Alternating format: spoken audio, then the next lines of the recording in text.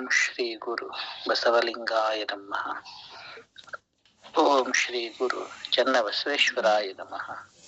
ಓಂ ಶ್ರೀ ಗುರು ಪ್ರಭುಸ್ವಾಮಿನೇ ನಮಃ.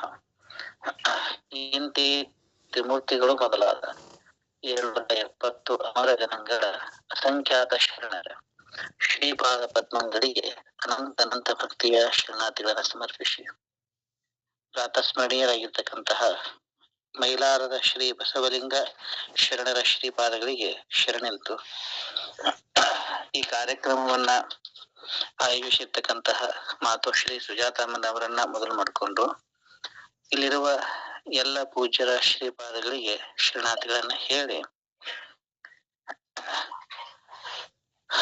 ಗುರುವಿನ ಶಾಪ ವಿಮೋಚನಾ ಸಾಮರ್ಥ್ಯವುಳ್ಳಂತಹ ಗುರು ಗರುಡ ತ್ರಿವಿಧಿಯನ್ನು ನಾವು ಚಿಂತನೆ ಮಾಡಕತ್ತೇವೆ. ಅದರಲ್ಲಿ ನಿನ್ನೆ ನಾವು 2ನೇ ಚರಣವನ್ನ ನೋಡಿದ್ವಿ. ಮೊದಲನೇ ಚರಣದಲ್ಲಿ ಏನ್ ಹೇಳಿದ್ರಂತಂದ್ರೆ ಅವರು ಶ್ರೀ ಗುರುವೇ ಸತ್ಕ್ರಿಯೆಯ ಆಗರವೇ ಸುಜ್ಞಾನ ಸಾಗರವೇ ಎನ್ನ ಮತಿಗೆ ಮಂಗಳವಿತ್ತು ಬೇಗ ಕೃಪೆಯಾಗು. ಗುರುವೇ ಭಕ್ತರ ಕಲ್ಪ ತರುವೆ ಸಜ್ಜನ ಮನೋಹರವೇ ನಿಜ ಭಕ್ತಿ ಜ್ಞಾನ ವೈರಾಗ್ಯ ಮಂದಿರವೇ ಮದ್ಗುರುವೇ ಕೃಪೆಯಾಗು. ಇವ್ ಎರಡನ್ನ ನೋಡೇವಿ. 3ನೇ ಚರಣದಲ್ಲಿ ಏನ್ ಹೇಳ್ತಾರಪ್ಪ ಅಂತಂದ್ರೆ ಅವರು 3ನೇ ಚರಣ ಏನ್ ಹೇಳ್ತಾರಮ್ಮ ಅವ್ರು ಹೇಳಿ. 3ನೇ ಚರಣ ಹೇಳಿ. ದೇಶಿಕನೇ ಅನುಭವೋಲ್ಲಾಸಕನೇ ಅಂತಿದೆ. ಹಾಕಲ್ಲ ಅದನ್ನ.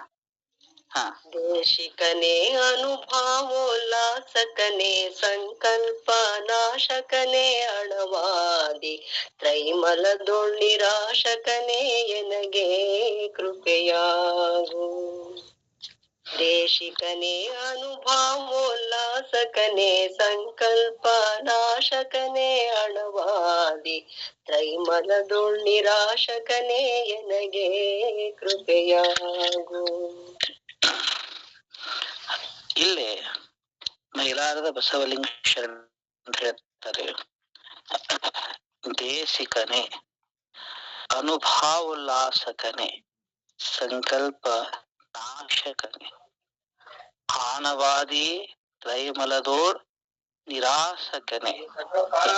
ಆಯ್ತು, ಪ್ರಾಣಾಯಾಮ ಮಾಡ್ಕೋ, ಸ್ವಲ್ಪ ಸಾಕು. ಮ್ಯೂಟ್ ಮಾಡ್ಕೋರಮ್ಮ. ಏನಂತಾರ ಅಂತಂದ್ರೆ ಇಲ್ಲಿ ದೇಶಿಕನೇ ಅಂತಂದ್ರೆ ಏನು? ದೇಶಿಕ ಅಂತಂದ್ರ ಗುರುವರ್ಯ ಅಂತ ಅರ್ಥ. ಯಾರು ನಮಗ ಮಾರ್ಗದರ್ಶನ ಮಾಡ್ತಾರ ಅವರಿಗೆ ದೇಶಿಕ ಅಂತ ಕರೀತಾರೆ, ಒಂದ್ ಅರ್ಥ. ಇನ್ನೊಂದ್ ಅರ್ಥ ಏನಪ್ಪಾ ಅಂತಂದ್ರ ಸನ್ಯಾಸಿಗಳಿಗೆ ಸಾಧು ಸಜ್ಜನರಿಗೆ ದೇಶಿಕರು ಅಂತ ಕೂಡ ಕರೀತಾರೆ. ಸಾಮಾನ್ಯವಾದ ಅರ್ಥ ತಗೊಂಡ್ರ ಯಾರು ನಮಗ ಮಾರ್ಗದರ್ಶನ ಮಾಡ್ತಾರ ಅವರಿಗೆ ದೇಶಿಕರು ಅಂತ ಕರೀತಾರೆ. ಇಲ್ಲಿ ದೇಶಿಕ ಅಂತಂದ್ರೆ ಯಾರು? ಶ್ರೀ ಗುರುವೇ ದೇಶಿಕ. ದೇಶಿಕನೇ ನೀ ಹಾಗಿದ್ದಿ. ಅನುಭಾವೋಲ್ಲಾಸಕನೇ ಅನುಭಾವ ಉಲ್ಲಾಸಕನೇ ಸಂಕಲ್ಪನಾಶಕನೇ ಆನವಾದಿ ತ್ರೈಮಲದೋಳ್ ನಿರಾಸಕನೇ ಎನಗೆ ಕೃಪೆಯಾಗು. ಅಂದ್ರ ಅನುಭವದಲ್ಲಿ ಸಂತೋಷ ಪಡುವಾತ. ಅನುಭಾವೋಲ್ಲಾಸಕ ಅಂತಂದ್ರೆ ಏನು? ಅನುಭವದಲ್ಲೇ ಸಂತೋಷ ಪಡ್ತಾನ. ಅನುಭವ ಯಾವಾಗ ಆಗ್ತದ ಗೊತ್ತೇನ್ರಿ? ಯಾವಾಗ ಆಗ್ತದಂತಂದ್ರೆ ಸಾಧನಾ ಪ್ರಾರಂಭ ಆಗೋದು ಶ್ರದ್ಧೆಯಿಂದ. ಶ್ರದ್ಧೆಯಿಂದ ಪ್ರಾರಂಭ ಆದಂತ ಸಾಧನ ನಿಷ್ಠೆಯಲ್ಲಿ ಬಲಿತದ ರೀ. ಆ ನಂತರ ಎಚ್ಚರಿಕೆ, ಅವಧಾನ ಅಂದ್ರೆ ಎಚ್ಚರಿಕೆ, ಎಚ್ಚರಿಕೆಯಿಂದ ಮುಂದುವರೆದಾಗ ಅವಾಗ ಅವನಿಗೆ ಅನುಭವ ಆಗ್ತದ. ಅನುಭವ ಆಗ್ಬೇಕಾದ್ರ ಅದಕ್ಕಿಂತ ಮೊದಲು ಶ್ರದ್ಧಾ ಬೇಕು, ನಿಷ್ಠಾ ಬೇಕು, ಎಚ್ಚರಿಕೆ ಬೇಕು. ಸಾಧನಾ ಪಥದಲ್ಲಿ ಎಚ್ಚರಿಕೆಯಿಂದ ಸಾಧನ ಮಾಡಿದಂತ ಸಾಧಕನಿಗೆ ಅನುಭವ ಆಗ್ತದ. ಅನುಭವ ಅನುಪಶ್ಚಾತ್ ಭವತಿ, ಆಮೇಲೆ ಆಗುವಂತ ಜ್ಞಾನ, ಅದಕ್ಕೆ ಅನುಭವ ಅಂತ ಕರೀತಾರೆ. ಆ ಅನುಭವದಲ್ಲಿಯೇ ಸಂತೋಷವನ್ನು ಹೊಂದುವವ ಅನುಭಾವೋಲ್ಲಾಸಕ ಅಂತಂದ್ರ ಅನುಭವದಲ್ಲಿ ಸಂತೋಷ ಅಂತಾನ ಗುರುದೇವ. ಶಬ್ದದಿಂದ ಸುಪ್ರೀತ ಆಗಂಗಿಲ್ಲ, ಮತ್ತೆ ಅದರಿಂದನೂ ಸುಪ್ರೀತ ಆಗಂಗಿಲ್ಲ. ಎದರಲ್ಲೇ ಸುಪ್ರೀತ ಆಗ್ತಾನಪ್ಪ ಅಂತಂದ್ರ ಅನುಭವದಲ್ಲಿ. ಅನುಭವೋಲ್ಲಾಸಕ ಶ್ರೀ ಗುರು ಅಂತಂದ್ರೆ ಮತ್ ಹೇಗದಾನ ಗುರು? ಸಂಕಲ್ಪನಾಶಕನೇ. ನಮ್ಮಲ್ಲೇನು ಸಂಕಲ್ಪಗಳಿದ್ದಾವಲ್ಲ, ಆ ಎಲ್ಲಾ ಸಂಕಲ್ಪಗಳನ್ನ ನಾಶ ಮಾಡ್ತಾನ ಶ್ರೀ ಗುರು. ಸಂಕಲ್ಪ ವಿಕಲ್ಪ ಎದ್ರ ಧರ್ಮ ಇದು? ನಮ್ಮ ನಿಜ ಸ್ವರೂಪ ಅಲ್ಲ ಅದು. ಸಂಕಲ್ಪ ವಿಕಲ್ಪವಾನ್ ಹಿ ಮನಃ ಅಂತ ಹೇಳ್ಯಾರ. ಅಂದ್ರ ಇದು ಸಂಕಲ್ಪ ಮತ್ತು ವಿಕಲ್ಪ ಅನ್ನೋದು ಅಂತಃಕರಣದ ಧರ್ಮ. ಅಂತಃಕರಣ ಜೊತೆ ಎಲ್ಲಿವರೆಗೆ ತಾಧ್ಯಾತ್ಮ ಭಾವ ಇರ್ತದ ಅಲ್ಲಿವರೆಗೆ ಸ್ವಸ್ವರೂಪದ ಸ್ಥಿತಿ ಪ್ರಾಪ್ತಿಯಾಗಂಗಿಲ್ಲ. ಆದ್ದರಿಂದ ಗುರು ಏನ್ ಮಾಡ್ತಾನಪ್ಪ ಅಂತಂದ್ರ ಸರ್ವ ಸಂಕಲ್ಪಗಳನ್ನ ನಾಶ ಮಾಡ್ತಾನೆ. ಆದ್ದರಿಂದ ಮೈಲಾರದ ಬಸವಲಿಂಗ ಶರಣ್ ಹೇಳ್ತಾರೆ, ಸಂಕಲ್ಪ ನಾಶಕನೇ. ಸಂಕಲ್ಪ ನಾಶ ಆಗ್ಲಾರ್ದ ಸ್ವರೂಪ ಸ್ಥಿತಿ ಪ್ರಾಪ್ತಿ ಆಗಂಗಿಲ್ಲ. ಇದು ಲಕ್ಷ ಇಡುವಂತ ಮಾತಾಡ್ರಿ. ಬಹಳಷ್ಟು ಮಂದಿ ಬ್ರಹ್ಮದ ಅನುಸಂಧಾನದಲ್ಲಿ ತೊಡಗಿರ್ತಕ್ಕಂಥವ್ರು ಸಂಕಲ್ಪಗಳಲ್ಲೇ ಮಗ್ನಾಗ್ತಾರೆ. ಅವ್ರಿಗೆ ಗೊತ್ತೇ ಆಗಂಗಿಲ್ಲ. ಅಂತಃಕರಣದಲ್ಲಿ ಒಂದು ಸಂಕಲ್ಪ ಅಂದ್ರೆ ಯಾವುದೋ ಒಂದು ವಿಚಾರ, ಯಾವುದೇ ಒಂದು ತರಂಗ, ಆ ತರಂಗದ ಜೊತೆ ಹೊಂತು ಬಿಟ್ಟಿರ್ತಾರ. ಹೋಗ್ತಾರ ಕುಂತಾನ ಬ್ರಹ್ಮಾನುಸಂಧಾನಕ್ಕ, ಹೋಗ್ತಾನ ದಿಲ್ಲಿಗೆ. ಹಿಂಗಾದ್ರೆ ಬ್ರಹ್ಮದ ಅನುಸಂಧಾನ ಆಗ್ತದೆ ಏನ್ರಿ? ಆಗೋದಿಲ್ಲ. ಆದ್ದರಿಂದ ಗುರು ಏನ್ ಮಾಡ್ತಾನಪ್ಪ ಅಂತಂದ್ರ ಸಂಕಲ್ಪವನ್ನ ನಾಶ ಮಾಡ್ತಾರ. ಸಂಕಲ್ಪ ನಾಶ ಆಗುಸ್ ತನಕ ಬ್ರಹ್ಮದ ಸ್ಥಿತಿ ಬರೋಂಗಿಲ್ಲ. ಇನ್ನೊಂದು ಮಾತನ್ನ ಹೇಳ್ಯಾರ ಗುರುವಿನ ಬಗ್ಗೆ, ಏನಂತಂದ್ರ ಆಣವಾದಿ ತ್ರೈಮಲದೋಳ್ ನಿರಾಸಕನೇ. ಆನವಾದಿ ಅಂತಂದ್ರ ನಮಗ 3 ಶರೀರಗಳಿದ್ದಾವ್ರಿ. ಒಂದು ಸ್ಥೂಲ ಶರೀರ, ಇನ್ನೊಂದು ಸೂಕ್ಷ್ಮ ಶರೀರ, ಮತ್ತೊಂದು ಕಾರಣ ಶರೀರ. ಈ 3 ಶರೀರದಲ್ಲೇ 3 ಮಲಗಳಿರ್ತಾವ. ಸ್ಥೂಲ ಶರೀರದಲ್ಲೇ ಕಾರ್ಮಿಕ ಮಲ ಇರ್ತದ, ಸೂಕ್ಷ್ಮ ಶರೀರದಲ್ಲೇ ಮಾಯಾಮಲ ಇರ್ತದ, ಕಾರಣ ಶರೀರದಲ್ಲೇ ಆಣವ ಮಲ ಇರ್ತದ. ಇದು ಏನ್ ಮಾಡ್ತದಪ್ಪ ಅಂತಂದ್ರೆ ಆಣವ ಮಲ, ಕಾರಣ ಶರೀರದಲ್ಲಿರ್ತಕ್ಕಂಥ ಆಣವ ಮಲ ವಾಸ್ತವಿಕವಾಗಿ ನಾವು ಬ್ರಹ್ಮ ಸ್ವರೂಪರಿದ್ರು ನಮ್ಮ ಸ್ವಸ್ವರೂಪವನ್ನ ಮರೆ ಮಾಡಿ ನೀನು ಸಣ್ಣವ ಅಂತ ಹೇಳ್ತದ. ನೀನು ಅಣು, ನೀನ್ ಸಿಕ್ಕವ, ಅವ ವ್ಯಾಪ್ತ ಪರಬ್ರಹ್ಮ, ನೀನ್ ಅದರ ಅಂಶ. ಹಿಂಗ್ ಬರೋದು ಆಣವ ಮಲದಿಂದ. ಅಲ್ಲಿ ಅಂಶ ಅಂಶಿ ಅಂತ ಹಿಂಗಿಲ್ಲ. ಸ್ವರೂಪದಲ್ಲಿ ಅಲ್ಲಿರೋದು ಕೇವಲ ಪರವಸ್ತು ಮಾತ್ರ. ಆ ಪರವಸ್ತುವನ್ನ ಮರೆ ಮಾಡಿ ಅಂಶ ಭಾವವನ್ನೇನ ಪ್ರಕಟ ಮಾಡ್ತದಲ್ಲ, ಸಣ್ಣವನನ್ನಾಗಿ ಮಾಡ್ತದ, ಅವು ಪ್ರಮಾಣ ಮಾಡ್ತದಲ್ಲ, ಅದನ್ನ ಆಣವ ಮಲ ಅಂತ ಕರೀತಾರ್ರಿ. ಅದು ಕಾರಣ ಶರೀರದಾಗ ಇರ್ತದ. ಇನ್ನು ಎರಡನೇ ಸೂಕ್ಷ್ಮ ಶರೀರದಲ್ಲಿ ಮಾಯಾಮಲ ಇರ್ತತಿ. ಆ ಮಾಯಾಮಲ ಏನ್ ಮಾಡ್ತದಪ್ಪ ಅಂತಂದ್ರ ನಮ್ಮಲ್ಲಿ ಮಾಯೆಯ ಎಲ್ಲಾ ಲಕ್ಷಣಗಳನ್ನು ಉಂಟು ಮಾಡ್ತದ. ಒಂದೆರಡಲ್ಲ, ಸಾಕಷ್ಟದ. ಆ ಮಾಯ ಬಗ್ಗೆ ಇವತ್ತೊಂದ್ ಕಡೆ ಉಪನ್ಯಾಸ ಐತಿ, ಸಾಧ್ಯ ಅಂತಂದ್ರೆ ಎಲ್ಲರೂ ಜಾಯಿನ್ ಆಗ್ರಿ. ಆ ಅನೇಕ ಭಾವಗಳನ್ನು ಉತ್ಪನ್ನ ಮಾಡ್ತದೆ. ಯಾವುದು? ಮಾಯಾಮಲ. ಮೂರನೇದು ಸ್ಥೂಲ ಶರೀರದಲ್ಲಿ ಇರ್ತಕ್ಕಂಥದ್ದು ಕಾರ್ಮಿಕ ಮಲ. ಆ ಕಾರ್ಮಿಕ ಮಲ ಏನ್ ಮಾಡ್ತದಪ್ಪ ಅಂತಂದ್ರ ನಮ್ಮ ಶರೀರವನ್ನ, ಇದು ಸತ್ಕ್ರಿಯೆ ಹೋಗ್ಬೇಕಾಗಿದೆ, ಆದ್ರೆ ಇದರಿಂದ ಸದಾಕಾಲ ಮಾಡಬಾರದು ಕೆಲಸನೇ ಇರ್ತದೆ. ಅದಕ್ಕೆ ಕಾರಣ ಏನು ಅಂತಂದ್ರ ಕಾರ್ಮಿಕ ಮಲ. ಎಲ್ಲಿವರೆಗೆ ಶಿಷ್ಯನ ಶರೀರದಲ್ಲಿ ಕಾರ್ಮಿಕ ಮಾಯಾ ಆನವ ಮಲ ಇರ್ತಾವಲ್ಲ ಅಲ್ಲಿವರೆಗೆ ಅವನಿಗೆ ಭಗವತ್ ಪ್ರಾಪ್ತಿ ಆಗುವುದಿಲ್ಲ. ಆದ್ದರಿಂದ ಗುರು ಏನ್ ಮಾಡ್ತಾನೆ, ಈ ಮೂರನ್ನು ತೆಗಿತಾನ. ಸದ್ಗುರು ಆನವ ಮಲವನ್ನ, ಮಾಯಾಮಲವನ್ನ, ಕಾರ್ಮಿಕ ಮಲವನ್ನ ದೀಕ್ಷಾ ಪದ್ಧತಿಯೊಳಗಿದು ತೆಗೆಯುವ ಕ್ರಮ ಅದ. ಆ ತನ್ನ ದೀಕ್ಷೆಯನ್ನ ನೀಡಿ ಮೂರು ಮಲಗಳನ್ನು ತೆಗಿತಾನ. ಅದಕ್ಕಾಗಿ ಇಲ್ಲಿ ಶರಣರು ಏನ್ ಹೇಳ್ತಾರ, ತ್ರೈಮಲದೋಳ್ ನಿರಾಸಕನೇ. ಹೇ ಗುರುದೇವ, ನೀನ್ ಹೇಗಿದ್ದಿ, ಮೂರೂ ಮಲಗಳಲ್ಲಿ ನೀನು ನಿರಾಸಕ್ತನಾಗಿದ್ದಿ. ಅಲ್ಲಿ ನಿನ್ನ ಆಸಕ್ತಿ ಇಲ್ಲ. ಯಾಕಂದ್ರೆ ನೀ ಮಲ ತೆಗ್ಯಾವ, ಮಲದಲ್ಲಿ ಹೆಂಗ ಆಸಕ್ತಿ ಇರ್ತದ? ಅಂತ ಸದ್ಗುರುದೇವ ನನಗೇನ್ ಮಾಡು, ಕೃಪೆ ಮಾಡು ಅಂತಾರವ್ರು. ದೇಶಿಕನೇ ಅನುಭಾವುಲ್ಲಾಸಕನೇ, ಸಂಕಲ್ಪ ನಾಶಕನೇ,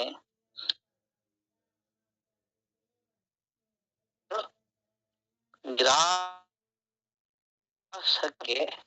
ಕೃಪೆಯ. ಮುಂದಿನ ಚರಣ ಹೇಳ್ರಿ, ಮುಂದಿನ ಹೇಳ್ರಿ. ದೇಶಿಕನೇ ಅನುಭಾವೋಲ್ಲಾಸಕನೇ, ಸಂಕಲ್ಪ ನಾಶಕನೇ, ಅಣವಾದಿ ತ್ರೈಮಲದೋಳ್ ನಿರಾಶಕನೇ, ಎನಗೆ ಕೃಪೆಯಾಗೋ. ಕಾರ್ಯ ಕಾರಣ ಭಕ್ತಿ ತೂರ್ಯ, ತಾಮಸದ ಚಿತ್ ಸೂರ್ಯ ಎಡರಿಂಗೆ, ಧೈರ್ಯವಾಗಿ ಗುರುವರ್ಯ ನೀ ನನಗೆ ಕೃಪೆಯಾಗೋ. ಕಾರ್ಯ ಕಾರಣ ಭಕ್ತಿ ತೂರ್ಯ, ತಾಮಸದ ಚಿತ್ ಸೂರ್ಯ ಎಡರಿಂಗೆ, ಧೈರ್ಯವಾಗಿ ಗುರುವರ್ಯ ನೀ ನನಗೆ ಕೃಪೆಯಾಗೋ. ಇಲ್ಲಿ ಒಂದ್ ಸ್ವಲ್ಪ ಶಾಸ್ತ್ರೀಯ ಪದಗಳು ಬರ್ತಾವ, ಅದಕ್ಕೊಂದ್ ಸ್ವಲ್ಪ ತಾವು ಲಕ್ಷ್ಯ ಕೊಟ್ಟು ಕೇಳ್ಬೇಕಿದೆ. ಇಲ್ಲಿ ಹೇಳುವಂತಂದ್ರೆ ಕಾರ್ಯ ಕಾರಣ ಭಕ್ತಿ ತೂರ್ಯ, ತಾಮಸರ ಕಿಸ್ಸೂರ್ಯ ಎಡರಿಂಗೆ, ಧೈರ್ಯವಾಗಿ ಗುರುವರ್ಯ ನೀ ನನಗೆ ಕೃಪೆಯಾಗು. ಇನ್ನೊಂದಿಷ್ಟು ವಿವರ ಲಕ್ಷಣವನ್ನ ಹೇಳ್ತಾರೆ. ಕಾರ್ಯ ಕಾರಣ ಅಂತ ಹೇಳ್ತಾರೆ, ಮೊದಲನೇ ಲಕ್ಷಣ. ಕಾರ್ಯ ಅಂತ ಹೇಳ್ಕಂತಾರೆ, ಕಾರಣ ಅಂತ ಹೇಳ್ಕಂತಾರೆ. ಇವು ಶಾಸ್ತ್ರೀಯ ಪದ ಇಲ್ಲಿ ಬಂದಿರುವಂತವು. ಕಾರ್ಯ ಅಂತಂದ್ರ ವೃತ್ತಿ ಪ್ರಭಾಕರ್ ಹೇಳ್ತದ, ಉತ್ಪನ್ನ ಉವೇಸೋ ಕಾರ್ಯಿಕೈಯೇ.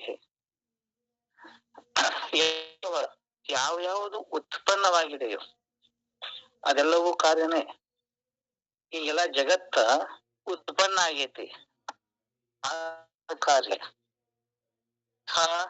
ಉತ್ಪನ್ನ ಆಗೈತಿ. ಆದ್ದರಿಂದ ಅದಕ್ಕೆ ಕಾರಣ ಅಂತಂದ್ರೆ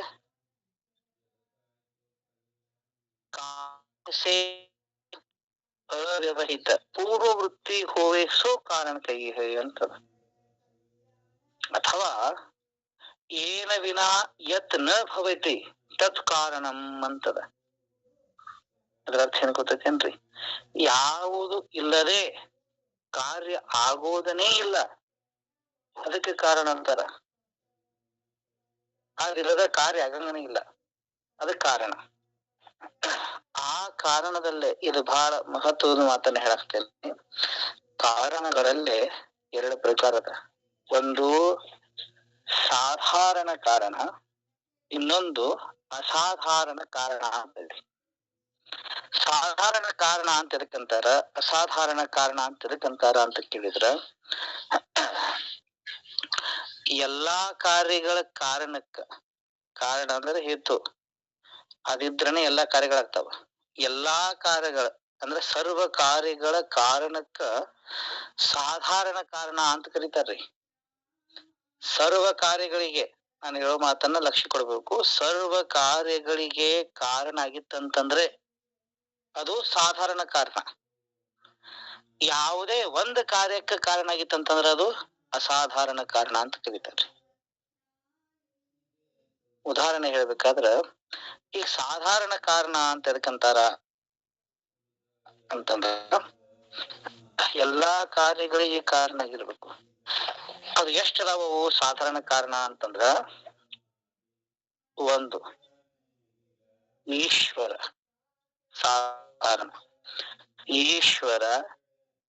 ಈಶ್ವರನ ಜ್ಞಾನ, ಈಶ್ವರ ಇಚ್ಛಾ, ಕೃತಿ, ದಿಶಾ, ಕಾಲ, ಅಧಿಷ್ಠ, ಪ್ರಾದುರ್ಭಾವ, ಪ್ರತಿಬಂಧಕ ಭಾವ, ಇವು 9 ಸಾಧಾರಣ ಕಾರಣಗಳು. ಇವು 9 ಏನದಾವ್ರಿ? ಸಾಧಾರಣ ಕಾರಣಗಳು. ಕೇಳಿ ಬರತ್ತಿಲ್ಲ? ಸ್ವಲ್ಪ ಸ್ವಲ್ಪ ಅಂದ್ರ 9 ಇನ್ನೊಮ್ಮೆ ಹೇಳ್ತೀನಿ ಕೇಳಿ ಅದನ್ನ. 9 ಸಾಧಾರಣ ಕಾರಣಗಳದಾವ. ಯಾವ್ಯಾವು? ಈಶ್ವರನ ಜ್ಞಾನ. ನೋಡ್ರಿ, ಯಾವುದೇ ಕಾರ್ಯ ಬೇಕಾದ್ರೂ ಸಾಧಾರಣ ಕಾರಣ ಈಶ್ವರ ಬೇಕು. ಈ ಶಾಸ್ತ್ರ ನಡೆದದ, ಚಿಂತನೆ ನಡೆದದ, ಇದು ಈ ನಡಿಬೇಕಾದ್ರೂ ಕೂಡ ಯಾರು ಬೇಕು? ಅವ ಬೇಕು. ತೇನ ವಿನ ದೃಢಮಪಿ ನ ಚಲತಿ ಅಂತ ಹೇಳ್ತದ ಶಾಸ್ತ್ರ. ಅವನ ಇಚ್ಛೆ ಇಲ್ಲದ ಒಂದು ಹುಲ್ಲು ಖಂಡಿಸಿದ್ರು ಕೈಗಾರಂಗಿಲ್ಲ. ಎಲ್ಲದಕ್ಕೂ ಅವನೇ ಕಾರಣ.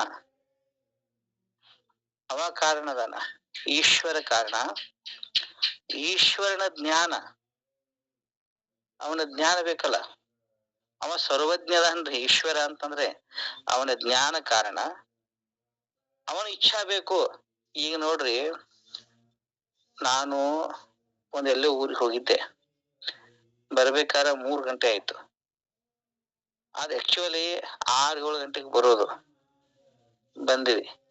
ಬಂದ ನಂತರ ನಮ್ಮ ಮನೆಯೊಳಗೆ ಪಾವನೇರು ಬಂದ್ರು. ಪಾವನೇರು ಬಂದ್ ಹೆಂಗಾಯ್ತು ಗೊತ್ತೈತೇನ್ರಿ?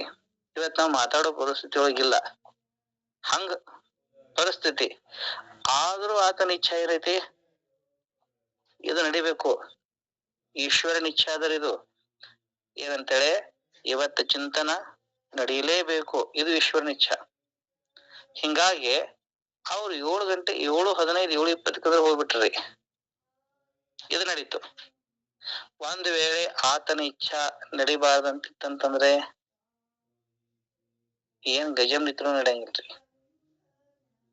ಅಂದ್ರ ಯಾವುದೇ ಕಾರ್ಯ ಆಗ್ಬೇಕಾದ್ರ ಈಶ್ವರ ಬೇಕು, ಈಶ್ವರನ ಜ್ಞಾನ, ಅವನ ಇಚ್ಛಾ, ಪ್ರಯತ್ನ ಬೇಕ. ನಾನಿವತ್ ಮಾಡಂಗಿಲ್ಲಪ್ಪ ಅಂತಿತ್ತಂದ್ರ ಬೇಕು.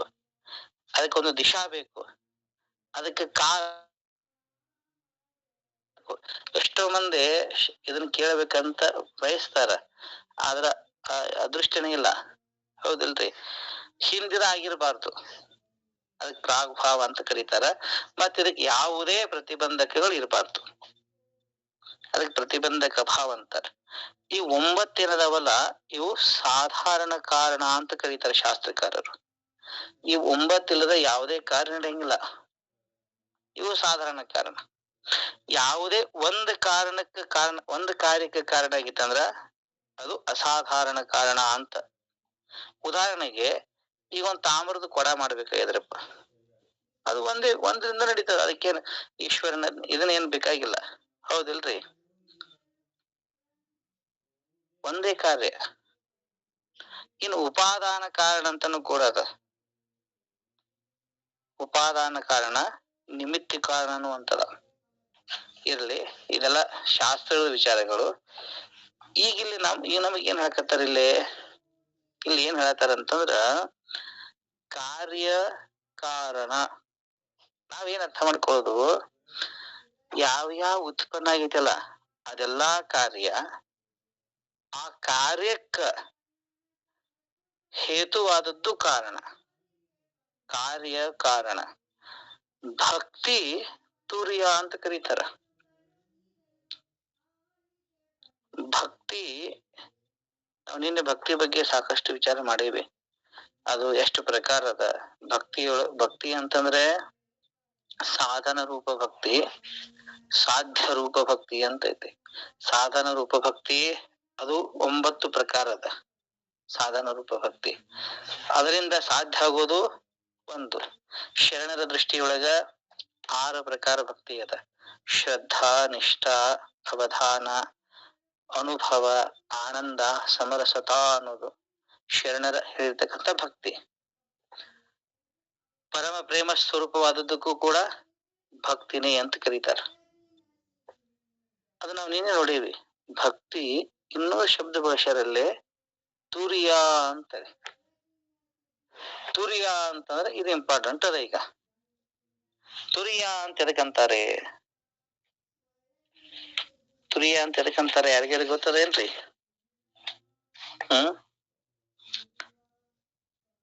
ತುರಿಯ ಅಂತ ಎದಕ್ಕಂತಾರ? ಜಾಗರ ಸ್ವಪ್ನ ಸುಷುಪ್ತಿ ಅವಸ್ಥಾತ್ರಯಗಳ ಮೇಲಿರ್ತಕ್ಕಂತ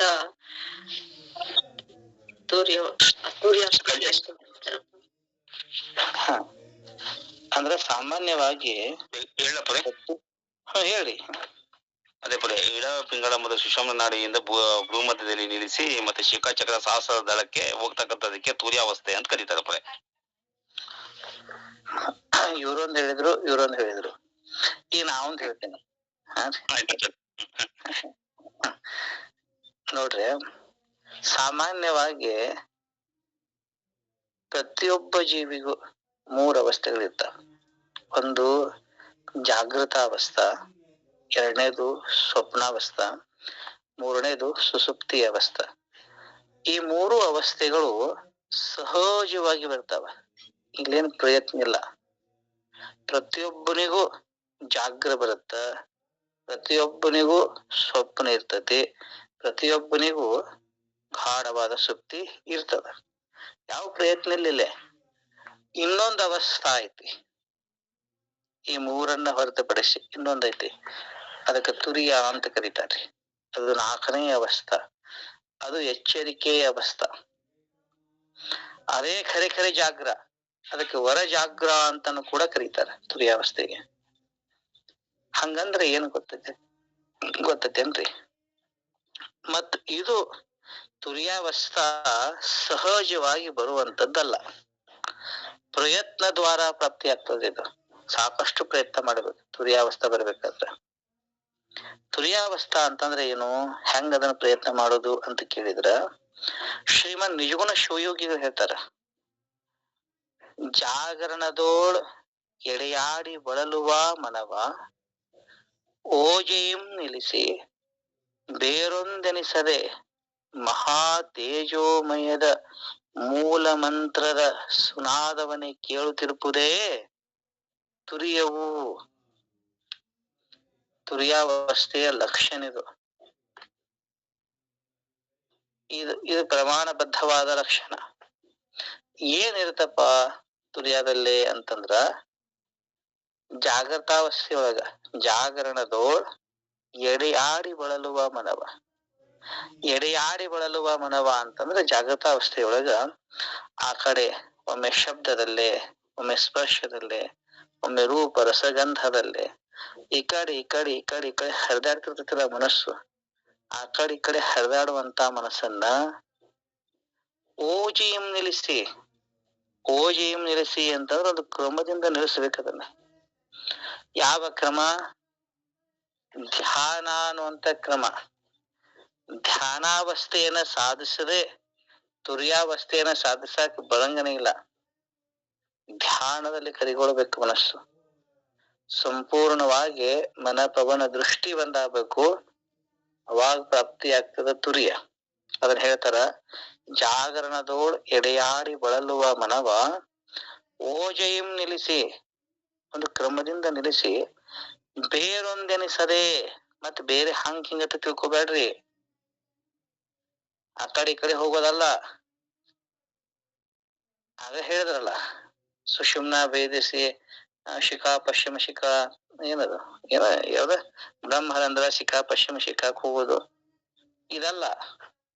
ಬೇರೊಂದೆನಿಸದೆ ಏನಪ್ಪಾ ತುರಿಯಾವಸ್ಥಾ ಅಂತಂದ್ರ, ಮಹಾ ತೇಜೋಮಯದ ಮೂಲ ಮಂತ್ರದ ಸುರಾದವನೇ ಕೇಳುತ್ತಿರುವುದೇ.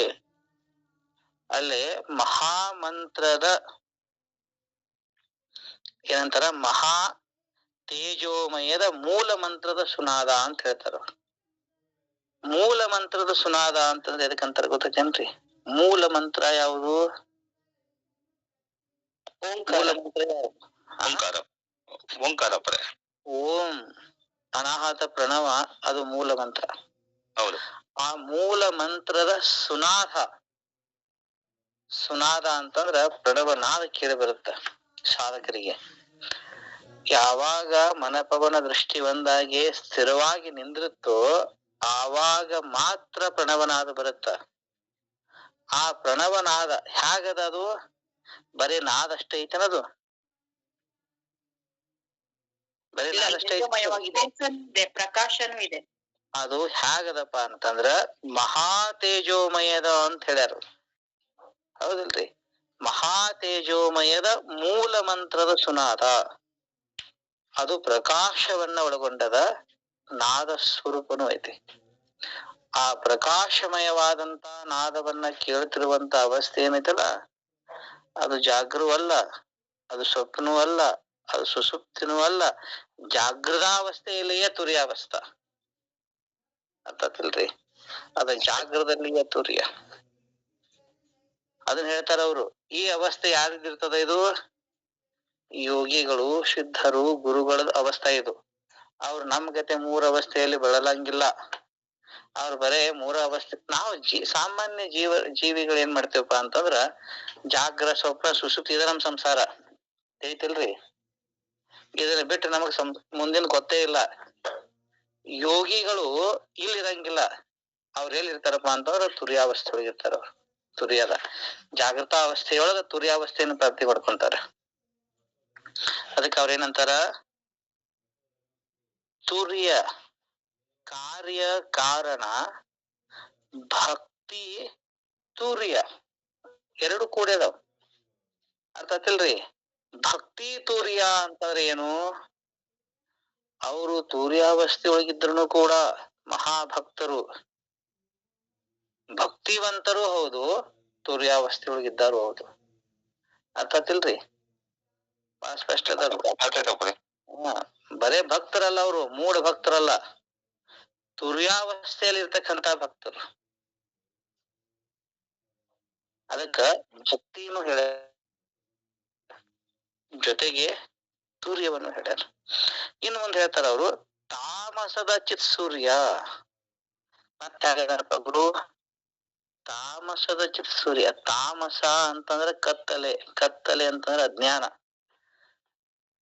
ಅಜ್ಞಾನ ರೂಪ ಕತ್ತಲೆಗೆ ಶ್ರೀ ಗುರು ಹೇಗದನಪ್ಪ ಅಂದ್ರ ಚೈತನ್ಯಮಯವಾದಂತ ಸೂರ್ಯ. ಚಿತ್ ಸೂರ್ಯ.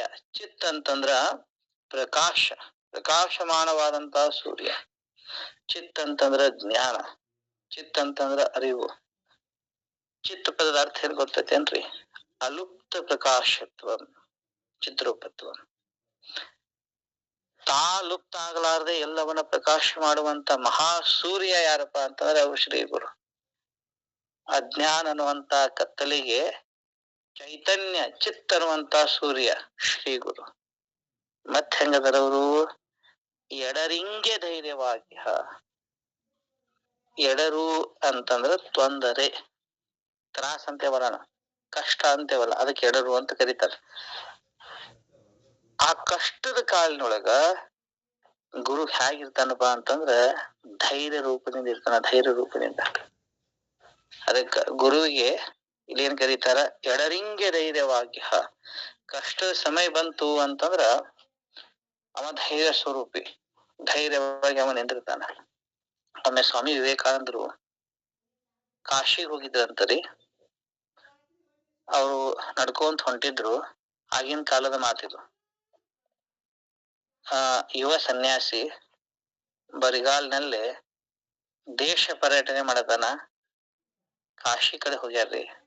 ಅಲ್ಲಿ ಏನಾಯ್ತಪ್ಪ ಅಂತಂದ್ರ ಅವರಿಗೆ ದೊಡ್ಡ ದೊಡ್ಡ ಮಂಗ್ಯಗಳು ಬಂದತಿದ್ವು ಅಂತ ವಿವೇಕಾನಂದರಿಗೆ. ಅವ್ರ ಮುಂದ್ ಓಡಾಕತ್ರು, ಹಿಂದ ಮಂಗ ಬೆನ್ನ ಹತ್ತವನ. ಓಡಿರು ಓಡಿರು ಓಡಿರು, ಅಲ್ಲೊಬ್ಬ ಸನ್ಯಾಸಿ ನಿಂತಿದ್ದ. ಹೇ ಯುವಕ, ಅವ್ರು ಹೇಳ್ತಾರ, ಹೇ ಯುವ ಸನ್ಯಾಸಿ, ಯಾಕೆ ಕೊಡಕತ್ತಿ, ಅಲ್ಲಿ ಕಟ್ಟಿಗೆ ಬಿದ್ದೈತಲ್ಲ ತಗೋ ಅಂತಂದ್ರಂತವ. ತಗೋ ಎದುರಿಸು. ಅಲ್ಲಿ ಬಿದ್ದಿರೋ ಕಟ್ಟಿಗೆ ತಗೊಂಡ್ರಂತ ಹಿಂದ ತಿರುಗಿ ನಿಂತ್ರಂತಾರಿ. ಮಂಗಗಳು ಓಡಿ ಹೋದ್ರು.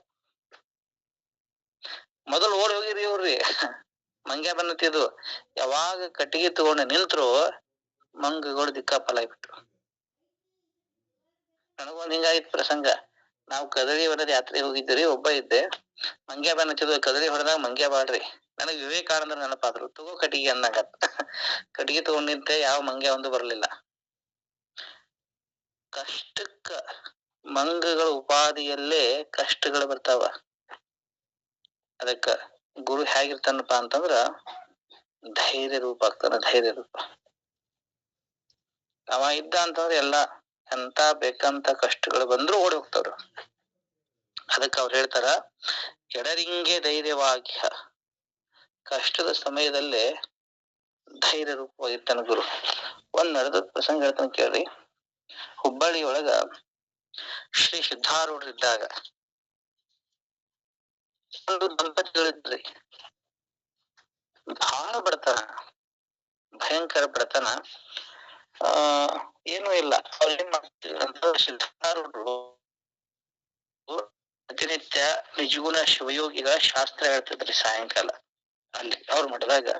ಇವ್ರಿಬ್ರು ಗಂಡ ಹೆಂಡತಿ ಏನ್ ಮಾಡ್ತಿದ್ರಪ್ಪ ಅಂತಂದ್ರ ಅವ್ರ ಮಠಕ್ಕೆ ಹೋಗ್ತಿದ್ರಿ.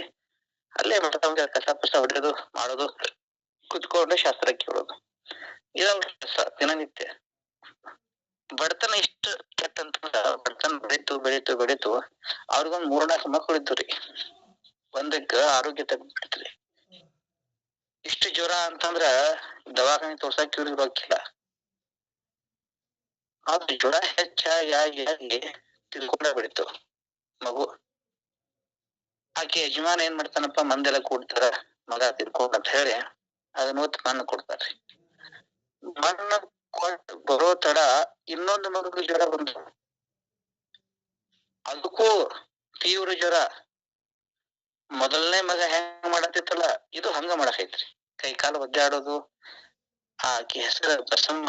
ಬಹುಶಃ ಬಸಮ್ಮ ಅಂತ ಬಳಸೋ ಚರಿತ್ರೆ ಓದಿ ನಾನ. ಒಂದೇನೋ ಹೆಸರು ಅದಾಕಿದ್ರು, ಬಸಮ್ಮನ ಹಿಂಗೇನೋ ಐತೆ. ಆಕಿ ವಿಚಾರ ಮಾಡಿದ್ರು, ಒಂದ್ ಮಗನ ಬಂದು ಕೊಟ್ಟು ಬರುವುದು ಇದು ಸಾಯತೈತಿ. ಈಗ ಇನ್ನ 2-3 ಮಕ್ಕಳು ಅದಾವ, ಅವು ಕೂಡ ಸಾಯವನೇ. ಹಿಂಗಾಗಿ ನೀನ್ ಇರಬಾರ್ದು ಅಂದ್ರಂತ ಆಕಿ. ಇವ್ ಸಾಯವರಲ್ಲ, ಹೊಟ್ಟೆ ಹಿಟ್ಟಿಲ್ಲ, ಏನಿಲ್ಲ, ಏನ್ ಮಾಡೋದಂತ ಹೇಳಿ ವಿಚಾರ ಮಾಡ್ತಾಕೆ. ನನ್ 3-4 ಮಕ್ಕಳನ್ನ ತಗೊಳುದು, ಸಾಯುದು. ಒಳ್ಳೆ ಸತ್ಬಿಟ್ರೆ ಹೋಯ್ತಲ್ಲ. ಅಷ್ಟು ಮಕ್ಕಳ ತಗೊಂಡ ಭಾಗ ಬೀಳಾಕ್ ಹೋಗ್ತಿದ್ದಾರ್ರಿ. ಹೋಗೋ ಸಮಯಕ್ಕ ಒಬ್ಬ ಹಿಂದೆ ಬಂದು ಕೈ ಹಿಡ್ದಂಗ ಆಗ್ತದ. ಹಿಂದೆ ನೋಡ್ತಾರ ಸಿದ್ಧಾರೂಢರು. ಯಾಕವಾ, ಯಾಕೆ ಬೀಳಾಕತ್ತೀವಿ ಅಂದ್ರಂತ ಭಯ.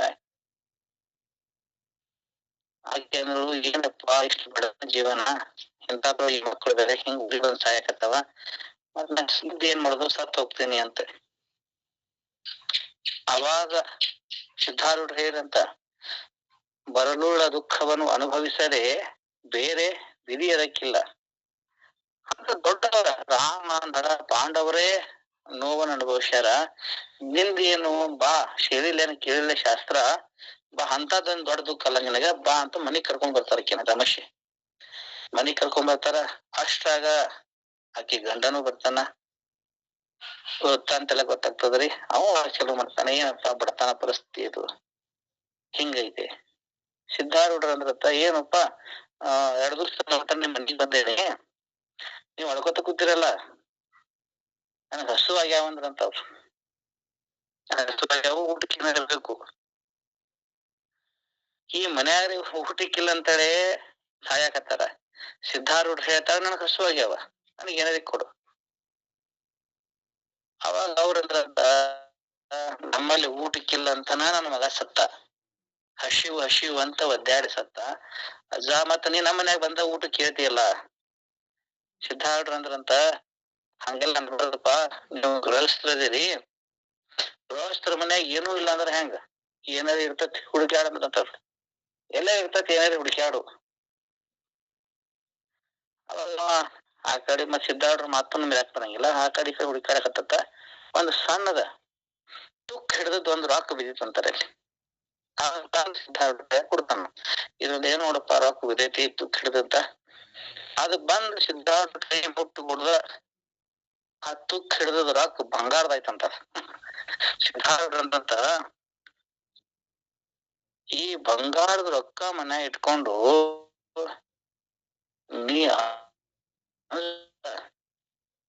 ಹೋಗ್ ಹುಚ್ಚಿ ಬಂಗಾರ ಐತಿ, ಇದನ್ನ ಹೋಗಿ ಮಾರ್ ಏನ್ ಮಾಡು, ನಿನಗ ಏನ್ ಬೇಕು ತಗೋ, ಎಲ್ಲಾ ಸಾಮಾನ್ ತಗೋ, ಉಳ್ದದ್ ರೊಕ್ಕ ತಗೊಂಡು ಬಂದು ವ್ಯಾಪಾರ ಮಾಡೋದಂತ. ದೊಡ್ಡ ಶ್ರೀಮಂತರ ಅದವ. ಮುಂದಿನ ಕತೆ ಬೇರೆ ಐತದ, ಇರ್ಲಿ. ನಾನ್ ಹೇಳೋ ತಾತ್ಪರ್ಯ ಏನು ಅಂತಂದ್ರ, ಎಡರಿಂಗೆ ಧೈರ್ಯವಾಗಿ ಗುರು ಹೇಗಿರ್ತಾನೆ, ಎಡರು ಬಂದು ಕವಿ ಅಲ್ಲ ಅಂಜದಿರು ಅಂತ ಹೇಳ್ತಾನ ಗುರು. ನಮಗ್ ಏನಾರ ಕಷ್ಟಗಳು ಬಂದು ಅಂತಂದ್ರ ನೀ ಹೆದರಾಕ್ ಹೋಗ್ಬೇಡ, ಧೈರ್ಯವಾಗಿರು. ಅಂತ ಶ್ರೀ ಗುರುವೇ ಏನ್ ಮಾಡು, ನನಗೆ ಕೃಪೆ ಮಾಡು ಅಂತ ಕೇಳ್ತಾರ ಅವ್ರು. ಮುಂದಿನ ಮಾತು ನೋಡ್ರಿ, ಮುಂದಿನ ಹಾಡು ಸಾಧ್ಯ ಸದ್ಭಕ್ತರ್ಗೆ ವೇದ್ಯ ಲಿಂಗೈಕ್ಯರ್ಗೆ ಭೇದ್ಯ ಸತ್ಪ್ರಮಥ ಗಣನಿಕರವೆಲ್ಲ ಕಾರಾಧ್ಯ ನೀ ನಿನಗೆ ಕೃಪೆಯಾಗು. ಸಾಧ್ಯ ಸದ್ಭಕ್ತರ್ಗೆ ವೇದ್ಯ ಲಿಂಗೈಕ್ಯರ್ಗೆ ಭೇದ್ಯ ಸತ್ಪ್ರಮಥ ಗಣನಿಕರವೆಲ್ಲ ಕಾರಾಧ್ಯ ನೀ ನಿನಗೆ ಕೃಪೆಯಾಗು. ನೋಡ್ರಿ, ಬಹಳ ಮಹತ್ವದ ಮಾತು. ಗುರುವಿನ ಲಕ್ಷಣವನ್ನು ಹೇಳುವಂತ ಇನ್ನೊಂದು ಬಹಳ ದೊಡ್ಡ ತ್ರಿವಿಧಿ, ಬಹಳ ಅದ್ಭುತ ತ್ರಿವಿಧಿ. ಏನ್ ಹೇಳ್ತಾರಪ್ಪ ಅಂತಂದ್ರೆ, ಇಲ್ಲಿ ಸಾಧ್ಯ ಸದ್ಭಕ್ತರಿಗೆ ಗುರು ಯಾರಿಗೆ ಸಾಧ್ಯ ಆಗ್ತಾನ ಅಂದ್ರೆ, ಯಾರಿಗೆ ಒಲಿತಾನಪ್ಪ ಗುರು? ಎಲ್ಲರಿಗೂ ಒಲಿತಾನ. ನಾವು ಹೋಗ್ತೇವಿ, ಜೈ ಸಿದ್ಧಾರೂಢ ಅಂತೇವಿ, ಜೈ ಶಿವಾನಂದ ಅಂತೇವಿ, ಜೈ ರಾಘವೇಂದ್ರ ಅಂತೇವಿ, ಅಥವಾ ನಾವು ಬಸವಾದಿ ಶರಣರಿಗೂ ದಿನ ಜೈಕಾರ ಆಗ್ತೇವಿ, ಹೌದಿಲ್ರಿ? ಹಂಗಂತ ಹೇಳಿ ಎಲ್ಲಾರು ನಮಗ್ ಒಲಿತಾರೇನವ್ರು? ಎಲ್ಲಾರು ಕೃಪಾ ನಮಗ್ ಆಗ್ತದ?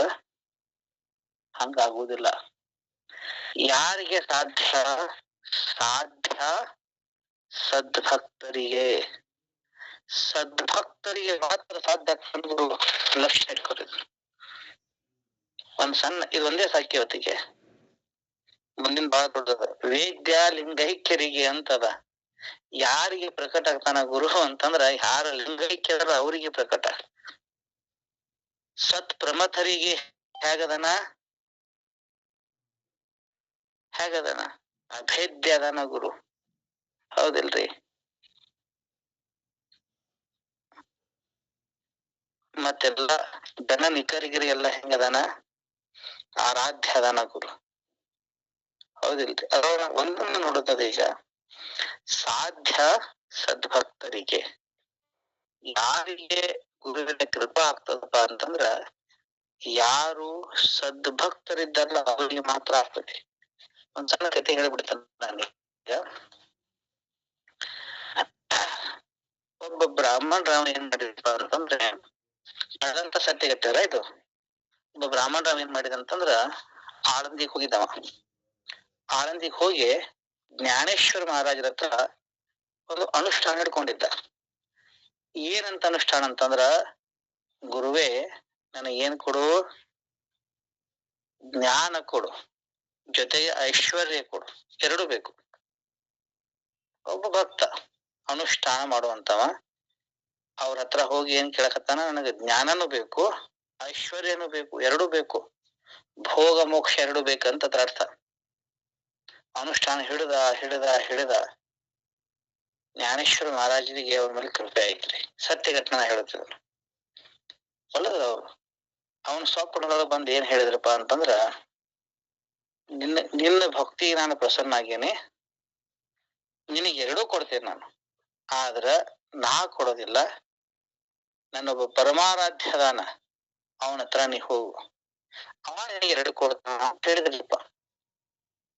ಅವ್ ಭಾರಿ ಖುಷಿ ಆಗ್ಬಿಡ್ತ್ರಿ. ಅಂತ ಯಾರಿಪ್ಪ ನಾನು ಅಂತ ನಿಮ್ಮ ಪರಮಾರಾಧ್ಯರಲ್ಲ ಅವ್ರು ಯಾರು ತಕ ನಾ ಹೋಗ್ತೀನಿ ಅಂತಂದವ.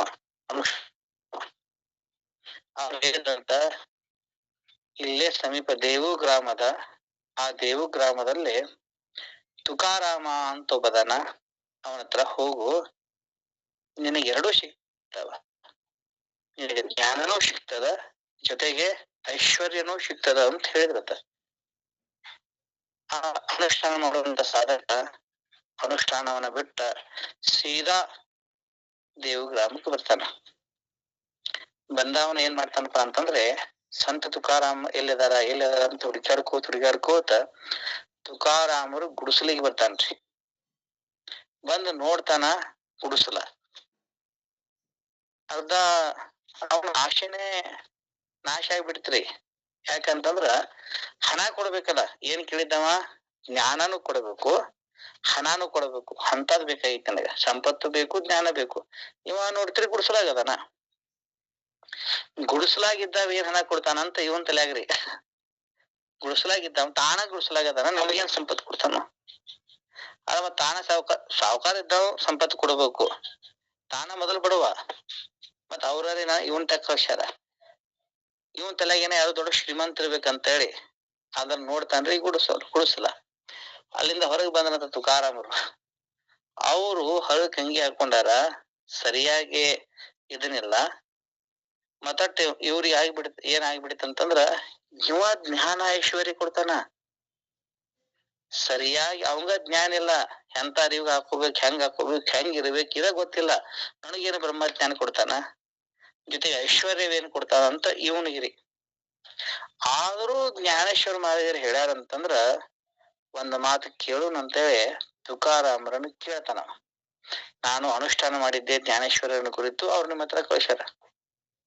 ತುಕಾರಾಮರಿಗೆ ಹಿಂಗ ಆಗ್ತದಂತಂದ್ರೆ ಭಾರಿ ದುಃಖ ಆಗ್ತದ ತುಕಾರಾಮರಿಗೆ. ನನ್ನಂತ ಅಜ್ಞಾನಿ ಮನುಷ್ಯ ಅಂತ ಕ್ಯಾ ಕಳ್ಸ್ಯಾರ ಇವ್ರು, ಅವರೇ ಮನಸ್ಸು ಮಾಡಿದ್ರೆ ಕೊಡ್ಬೋದಾಗಿತ್ತಲ್ಲ, ನಂತ ಕ್ಯಾ ಕಳ್ಸ್ಯಾರ ಅಂತ ಹೇಳಿ ಜ್ಞಾನೇಶ್ವರ ಮಹಾರಾಜರ ಮೇಲೆ ಸ್ತುತಿ ಪರವಾಗಿರ್ತಕ್ಕಂತ ಒಂದಿಷ್ಟು ಅಭಂಗಗಳನ್ನ ಬರೀತಾರ ಅವ್ರು. ಕೆಲವು ಅಭಂಗಗಳನ್ನ ಬರೆದ ಅವನ ಕೈಯಾಗ ಕೊಡ್ತಾರ್ರಿ, ತಗೋಪ ಅಂತ. ಅವ್ ನೋಡ್ತಾನ ಮರಾಠಿ ಭಾಷೆಯೊಳಗ ಅಭಂಗ ಅದಾವ. ಇದೇನಂತ ನಾ ಕೇಳಿದ್ದೇನು, ನನಗೆ ಜ್ಞಾನ ಬೇಕು ಮತ್ತು ಐಶ್ವರ್ಯ ಬೇಕು. ಇವ ಏನ್ ಮಾಡತಾನ, 10-15 ಅಭಂಗ ಬರೆದು ಕೊಟ್ಟಾನ. ಇದನ್ನ ನಾ ಏನ್ ಮಾಡ್ಲಿ ಅಂತ ತೆಳಗ್ ಹೋಗಿದಂತಾರ. ಅವ ಹೋಗ್ಬಿಟ್ಟ. ಅಷ್ಟ್ರಾಗ ಬದ ಊರಾಮ ಬರ್ತಾನ್ರಿ. ಇವೇನ್ ಬಿದ್ದಪ್ಪ ಕಾಗದ ಅಂತ ತಗೋದ್ ನೋಡ್ತಾನ. ತುಕಾರಾಮರ ಹಸ್ತಲಿಪಿ, ಅವ್ರ ಅಭಂಗ ಬರದಾರ. ಓದೋದ ತಡ ಅವನಿಗೆ ಜ್ಞಾನ ಆಯ್ತಂತ, ಬ್ರಹ್ಮಜ್ಞಾನ ಆಯ್ತ್ರಿ. ಅಟ್ರಾಗ ಮುಂದ್ ಹೋಗಂತಿದ್ದ, ಹೋಗಿ ಒಂದ್ ಕಲ್ಲಿಗೆ ಎಡವು ಬಡದು ಬಿಡ್ತಾನ. ಅದ್ ಕಲ್ ಇರಂಗಿಲ್ಲ, ಒಂದ್ ಬಂಗಾರ ಹಂಡೆ ಐತಂತ. ಅವ್ 2 ಪ್ರಾಪ್ತಿ ಅದು. ಕತಿ ಏನ್ ಹೇಳ್ತದೆ ಇದು? ಗುರು ಯಾರಿಗೆ ಸಾಧ್ಯ? ಸದ್ಭಕ್ತರಿಗೆ, ಸಾಮಾನ್ಯದವ್ರಿಗೆ ಕೆಲಸ ಅಲ್ಲ. ಗುರುವಿನ ಮೇಲೆ ಯಾರಿಗೆ ಅಪಾರ ನಿಷ್ಠ ಆದ ನೋಡ್ರಿ, ಅವ ವ್ಯಕ್ತಿ ಅನುಷ್ಠಾನ ಮಾಡಿದವ. ಗುರುದೇವ ಜ್ಞಾನೇಶ್ವರ ಹೇಳ್ಯಾರ ಮುಗಿತಪ್ಪ ಅಂತ ಹೇಳಿ ಅವ್ರ ಪಾದ ಹಿಡಿದಿದ್ರ ಬ್ರಹ್ಮಜ್ಞಾನಿನೂ ಆಗ್ತಿದ್ದ, ಐಶ್ವರ್ಯವಂತನೂ ಆಗ್ತಿದ್ದ. ಅವನಿಗೆ ಹಂಗಾಗ್ಲಿಲ್ಲ, ಅವನು ಬಡತನ ಕಂಡಿದ್ರಿ. ಹಂಗಾಗ್ತತಿ, ಬಹಳ ಸರಿ ಆಗ್ತತಿ. ಗುರು ಒಮ್ಮೊಮ್ಮೆ ಹೆಂಗ ಪರೀಕ್ಷೆ ಮಾಡ್ತಾನಂತಂದ್ರ ವಿಚಿತ್ರ ಪರೀಕ್ಷೆ ಮಾಡ್ತಾನ. ನಮ್ಮ ಮನೆಗೆ ಒಮ್ಮೆ ಏನಾಗಿತ್ತು ಗೊತ್ತನ್ರಿ, ನಾಗ ಸಾಧುಗಳು ಬಂದಿದ್ರು. ನಡೆದಂತ ಘಟನಾರ ಇದು. ನಮ್ದು ಸಣ್ಣ ಮನಿ, ಈಗ ಸಣ್ಣ ಮನಿನ ಬಿಡ್ರಿ, ಅಗದಿ ಬೀಳು ಅಂತ ಮನೆ ಇತ್ರ. ಅವ್ರು ಎಕಡೆ ಹೊಂಟಿದ್ರಿ, ಈ ಕಡೆ ಬಂದ್ರ ಅವ್ರು ನಮ್ಮ ಮನಿ ಕಡೆ. ಪೀನೆ ಕಿಲೆ ಪಾನಿ ಬರ್ರಿ ಅಂತಂದೆ ನಾನು. ನೀವ್ ಪೀನೆ ಕಿಲೆ ಪಾನಿ ಅಷ್ಟಲ್ಲ, ನಾನ್ ನಿಮಗ್ ಭೋಜನ ಕೊಡ್ತೇನೆ. ಅವ್ರೇನಂದ್ರು, ಹಮ್ ಭೋಜನ್ ನಹಿ ಕರೆಂಗೆ, ಸಿರ್ಫ್ ಪಾನಿ ಚಾಯಿ. ಆದ್ರ ಆಯ್ತಂತ ಹೇಳಿ ನೀರ್ ಕೊಟ್ಟೆ, ಕುಡಿದ್ರು. ಕುಂತ್ರಿ. ಕುಂತ ಏನಂದ್ರ ಹೇಳ್ರಿ, ಹಮ್ ಪ್ರಯಾಗ್ ಕೋ ಜಾ ರಹೆ, ಥೋಡಾ ದಕ್ಷಿಣ ದೀಜಿಯೇ ಅಂತ ಹೇಳಿ ಅಂದ್ರ. ನಮ್ಮ ಮನ್ಯಾಗ ಏನೂ ಇಲ್ರಿ, ರೊಕ್ಕ ಇಲ್ಲ. ಅದಕ್ಕೆ ನನ್ನ ಕಡೆ ಏನಿದ್ದದು 100-200 ರೂಪಾಯಿ ವಾಳೆ ಮಾಡಿ ತಗೋರಿಪ್ಪ ಅಂತ ಕೊಟ್ಟಿನಿ ನಾನು. ಅವ್ರ ಏನ್ ಮಾಡ್ರಿ ಗೊತ್ತೇನ್ರಿ, ಅದನ್ನ ತಗೊಂಡ್ರು, ಅವ್ರ ಕಡೆ ರೊಕ್ಕ ಮನಗಂಡ ಇದ್ದು ಅಷ್ಟು ರೊಕ್ಕ ಕೊಟ್ರು, ಇದೆಲ್ಲ ತಗೋ ನೀನೇ ಇಟ್ಕೋ. ನಾನಂದೆ ಮಹಾರಾಜ್ ನಮಗಿದು ಬೇಡ, ನೀವ್ ಇದನ್ನ ತಗೋರಿ, ನೀವೆಲ್ಲ ಹೊಂಟೇರಿ ನೀವ್ ತಗೋರಿ, ನಮ್ದು ಇಷ್ಟ ಐತಿ ಇಷ್ಟು ತಗೋರಿ ಅಂತ ಹಿಂಗ್ ಪ್ರೀತಿಯಿಂದ ಹೇಳಿದ್ದಕ್ಕ ಅವ್ರು ನಮ್ಗೆ ಏನ್ ಆಶೀರ್ವಾದ ಮಾಡ್ಕೋಬೇಕೇನ್ರಿ. ಈಗ ನಾವು ನೆಕ್ಸ್ಟ್ ಟೈಮ್ ಬರ್ತೇವಿ, ನಿಂದ ಹಿಂಗ ಇರಂಗಿಲ್ಲ ಅಂದ್ರ ಅವ್ರು ಹೇಳಿದ್ದ ಅವ್ರ ಕೆಲವು ಮಾತುಗಳನ್ನ ಹೇಳ್ಯಾರ, ಅದನ್ನ ಇಲ್ಲಿ ನಾನು ಸಭೆ ಒಳಗೆ ಹೇಳಂಗಿಲ್ರಿ, ಅದೆಲ್ಲವೂ ಸತ್ಯದವ್ರು ಅವ್ರು ಹೇಳಿದ್ದು. ಹೇಳೋ ತಾತ್ಪರ್ಯ ಏನ್ ಗೊತ್ತೇನ್ರಿ, ಗಟ್ಟಿಯಾಗಿ ವಿಶ್ವಾಸ ಇತ್ತಂತಂದ್ರ, ಗುರುವಿನ ಮೇಲೆ ಗಟ್ಟಿಯಾದ ವಿಶ್ವಾಸ ಇತ್ತಂತಂದ್ರ ಅವ ಸಾಧ್ಯ ಆಗ್ತಾನ. ಅಳಂ ಡಳಂ ಇತ್ತಂತಂದ್ರ ಆಗುದಿಲ್ಲ. ಹೇಳೋ ತಾತ್ಪರ್ಯ ಇಷ್ಟ, ಸಾಧ್ಯ ಸದ್ಭಕ್ತರಿಗೆ, ಮುಂದಿನ ಶಬ್ದ ಬಹಳ ಮಹತ್ವದ್ದು, ವೇದ್ಯ ಲಿಂಗೈಕ್ಯರಿಗೆ ಅಂತ ಐತಿ. ಯಾರಿಗೆ ಗುರು ಕಾಣಿಸ್ತಾನೆ, ಈ 1ನೇ ವಾಕ್ಯದಲ್ಲೇ ಯಾರಿಗೆ ಸಾಧ್ಯ ಆಗ್ತಾನ ಅಂತ ಹೇಳಿದಾರ. ಇನ್ನು ಯಾರಿಗೆ ವೇದ್ಯ ಆಗ್ತಾನಪ್ಪ ಅಂತ ಮಹಾಪುರುಷರು ಯಾರು, ಅವ್ರಿಗೆ ಲಿಂಗೈಕ್ಯರು ಅಂತ ಕರೀತಾರ. ಲಿಂಗೈಕ್ಯರಂದ್ರ ಯಾರು, ಅವ್ರ ಲಕ್ಷಣ ಏನು, ಹೆಂಗಿರ್ತಾರ ಅವರು ಅನ್ನೋದನ್ನ ನಾವು ನಾಳೆ ನೋಡ್ತೀವಿ. ಎಲ್ಲರಿಗೂ ಶರಣಾರ್ಥಿಗಳು. ಅಭಂಗ ಬರೆದ ಕಾಗದನ ಯಾರು ಸಂತ ತುಕಾರಾಮ್ ಅವ್ರ ಮಗ ತಗೊಳ್ತಾರ? ಇಲ್ಲ, ಆ ಊರಾಗಿನವ್ರು ತಗೊಂತಾರ ಒಬ್ರಿ.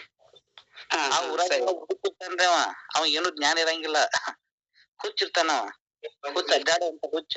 ಆ ಅಭಂಗನ ತಗೋತಾನ, ತಗೋದ್ಬಿಟ್ಟ ಅವ್ರ ಹುಚ್ಚ ಬಿಟ್ಟದ್ರಿ, ಅವಾಗ ಜ್ಞಾನ ಆಗ್ತದ. ಅಲ್ಲಿ ಅವ್ರು ಮೋರೆ ಅಂತ ಹೇಳಿ ಈಗಲೂ ಅದಾರ್ರಿ ಆ ಊರಿನವ್ರು, ಅವ್ರ ವಂಶಜರು ಅವರೆಲ್ಲ ಅವನ್ ಕೈ ಸಿಕ್ಕಿರ್ತದ, ಮೋರೆ ಅಂತಲ್ಲ. ಹುನ್ರಿ.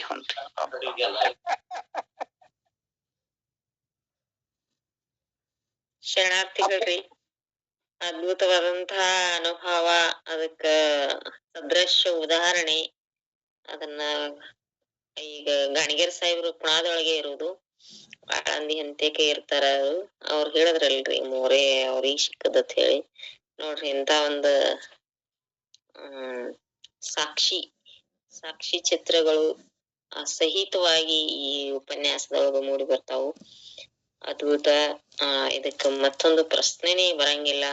ಅಥವಾ ಈ ವಾಸ್ತವಿಕ ಉದಾಹರಣೆಗಳನ್ನ ಕೊಟ್ಟಕ್ರ ಆ ಗುರುಕರ್ಣ ತ್ರಿವೇದಿ ಎಷ್ಟು ಅರ್ಥಪೂರ್ಣ ಆಗಿ ತಲೆಯೊಳಗ ಫಿಟ್ ಆಗ್ತದ, ಅಥವಾ ಎಷ್ಟ ಅರ್ಥ ಆಗ್ತದ, ಇಷ್ಟೆಲ್ಲಾ ಐತಪ್ಪ ಇದ್ರೊಳಗ ಅನ್ನೋದು ಗೊತ್ತಿಲ್ಲ ನಮ್ಗ.